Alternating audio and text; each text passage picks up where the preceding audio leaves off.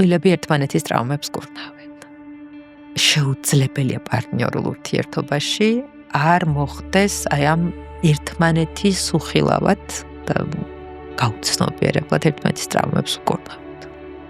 მე ჩემი ტრავმებით შევხვდი მას, ის თავის ტრავმებით შემხვდა. ოღონდ ამ ტრავმათა უმეტესობა წარმოდგენა არ მაქვს საერთოდ რა იყო და რა არის, არც მას და ამ ტრავმების განკურნების პროცესი რასაკვირველია ჯანჯყარია, როგორც შენ ახსენე, ხო? ეს არ არის მარტივი პროცესი.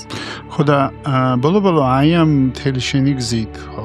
ალბათ ფსიქოლოგიაში ყოველ შემთხვევაში მე მიფიქრია მაგაზე, ხა მე ბევრი მეგობარი მყავს ფსიქოლოგი, მე თვითონ ძალიან მიყვარს ფსიქოლოგია, მე თვითონ თერაპევტი არა ვარ, მაგრამ გიждები ფსიქოთერაპიაზე და ზოგადად სკოლებშიც კარგად ვერ ყვევი და მიმდინარეობებშიც და ბევრ რამეში.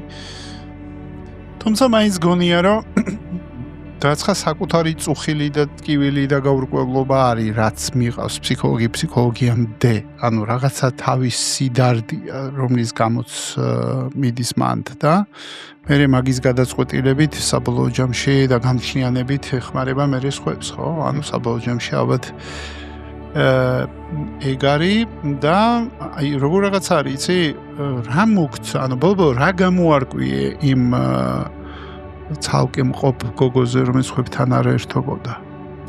იცი რა არის